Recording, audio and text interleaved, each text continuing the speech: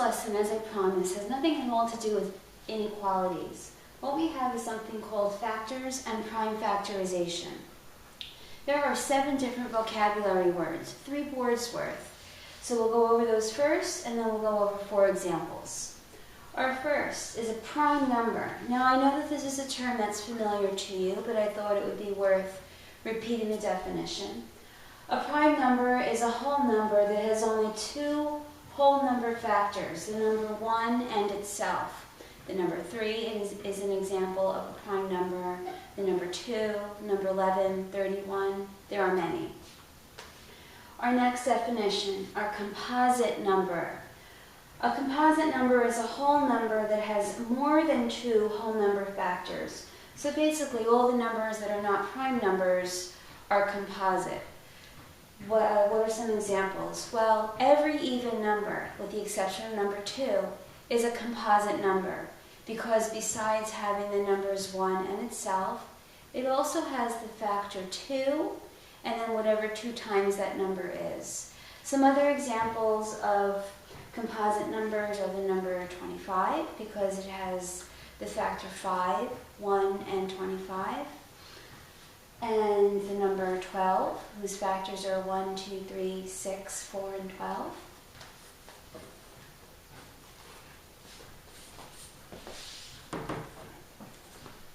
All right, our third term, prime factorization. This is probably new for you. Prime factorization means writing a number as the product of its prime numbers. And we will do this in one of our examples. Term number 4 is a factor tree. A factor tree is a diagram that we'll use to find the prime factorization of a number.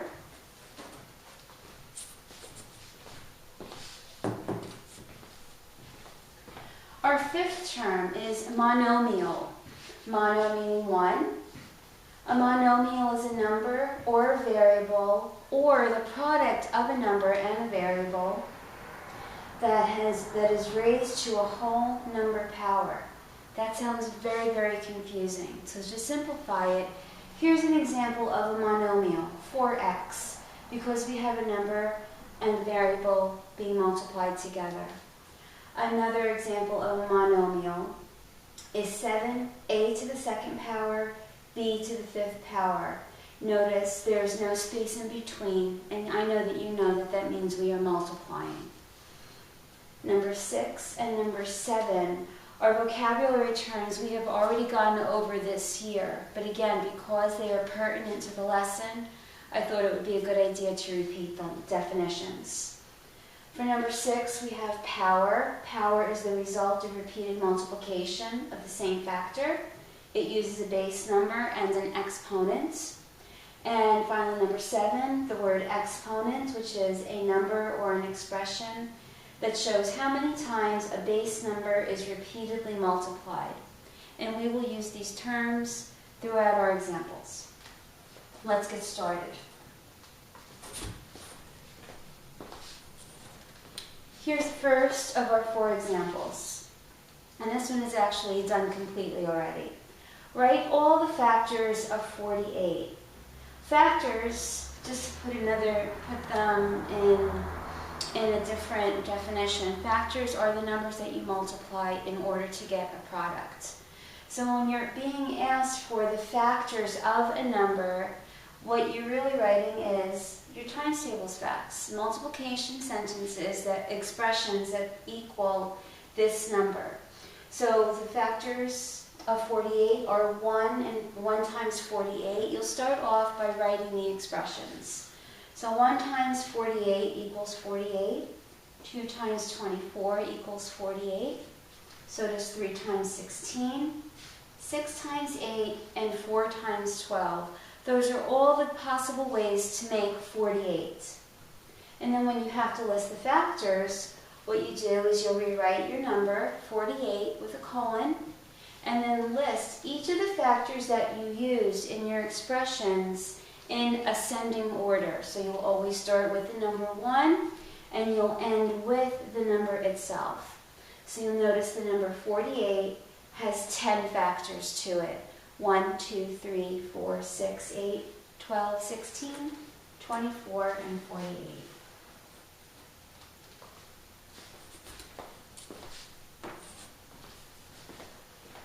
Okay, number 2, write the prime factorization of the number 180. So what we're going to do is show one of our new vocabulary terms by using another. We're going to use a factor tree to find the prime factorization of this number. So at the top of our tree is our original number. And then what we do is we'll extend 2, we'll call them branches. And what we're going to put at the end of each of these branches are 2 factors of 180. You could start with any 2 because you'll always end up at the same place.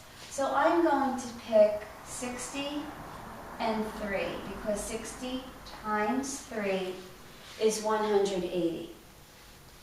Now what I'll need to do is make 2 more branches because we will not be finished with our factor tree until every single one of our branches has a prime number attached to it. So 2 factors of 60 are 2 and 30. 2 times 30 is 60. Since this 3 is already a prime number, we just bring it down. And what we have now is 2 times 30 times 3 equaling 180. So I'll go very methodically from one layer to another. We'll go with our first number, 2. 2 is already a prime number, so we'll bring that down. 30 is not. 2 more factors of 30 are 5 and 6. And then we'll bring down our 3 because that's a prime number. We're almost done. This 2 is prime, so we'll bring it down. The 5 is also prime. 6, however, is not. 6 is a composite number. We can make 6 by multiplying 2 and 3, and then we'll bring down our 3. So we've broken 180 down into a multiplication expression whose factors are all prime numbers. 2 times 5 times 2 times 3 times 3. So what I'm going to do now is do just what we did in example 1. I'm going to write our new number, our original number in a heading, and then I'm going to list all the factors from our tree in ascending order. So we have a 2 and another 2. We have a 3.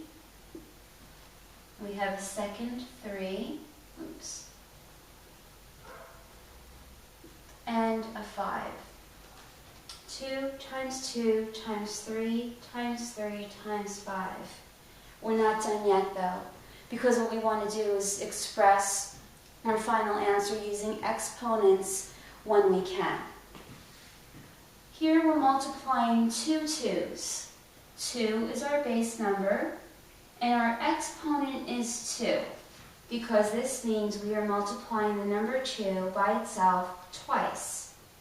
Then we're going to multiply that by, look, we have a 3, but we have 2 3's. So 3 times 3 is 3 to the second power times 5, which makes our prime factorization of the number 180, 2 squared times 3 squared times 5. So let's recap what we did. We put our number at the top of our tree, and then one step at a time, we pulled out 2 factors that had that number as its product. And then every time we didn't have a prime number as one of the factors, we broke that apart one layer at a time. Some trees will be longer, some trees will be shorter, depending on your number. But the key is to keep going until you have only prime numbers in your final row.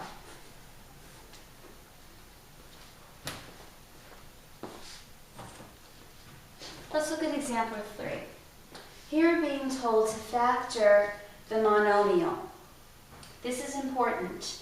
This example is more like what we did in number 1 rather than number 2. when you see the term prime factorization, it means to list all the factors and then end with a multiplication problem using exponents. When we are just factoring a number or a monomial, we're just listing the factors, and you'll see the difference in a minute. This monomial has 3 parts to it. It has the number 32, it has x to the 5th power, and y to the 4th power. So what we have to do is factor each one of those separately. We're going to start with 32. Now for 32, we are going to use a factor tree, but we are not going to use exponents in our final answer. So we'll just keep 32 right here, and I'll rewrite it. And how do we make 32? Well, we can multiply 4 times 8. 4 is not a prime number, so we're going to give that 2 branches. And the 2 factors of 4 that are prime numbers are 2 times 2. We see that 8 also is not a prime number, so we need to give that 2 branches, and we'll multiply 2 times 4 to get our 8. We have a 2, a 2, a 2, and a 4, so we're not done. We'll bring down our 2's,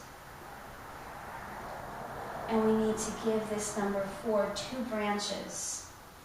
2 times 2 make 4. So the factors of 32 are 5 2's. Now what we're going to do is we are going to rewrite our monomial.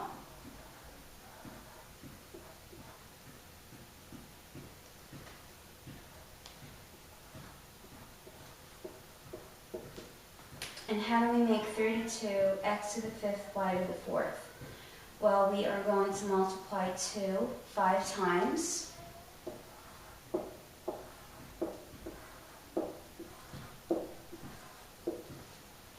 X to the 5th power means the base number x times itself 5 times. So we'll put our 5 x's. Ran out of room. And then y to the 4th power means the base y times itself 4 times.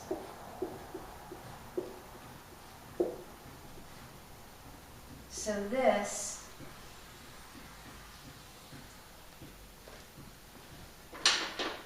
is factoring the monomial 32 times x to the 5th power times y to the 4th.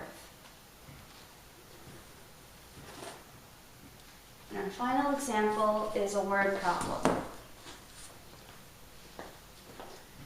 You have to arrange 42 chairs for an event. How many ways can you do it? So basically what we want to know is, in how many different ways can you arrange these 42 chairs? And what we're going to do is akin to what we did in the first example. We're going to write out as many expressions as we can of 2 numbers being multiplied that have a product of 42. And the way that this would apply to this problem is this way. You could have 1 row of 42 seats. Now remember, what we're looking at is all the possible combinations, not any that you might actually use.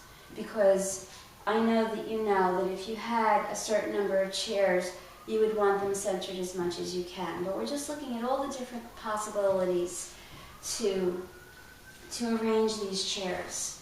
So you could have 1 row of 42 chairs. You could have 2 rows, each with 21 chairs. Or you could have 3 rows, each with 14 chairs in it. You could also have 6 rows of 7 chairs.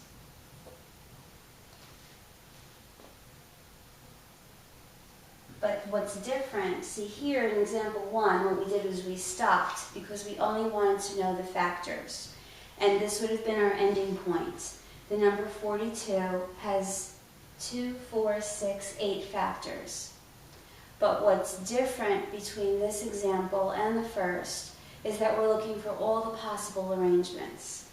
So where we said here we could have 6 rows of 7 seats, if we reverse those numbers, we could say you could also have 7 rows of 6 seats.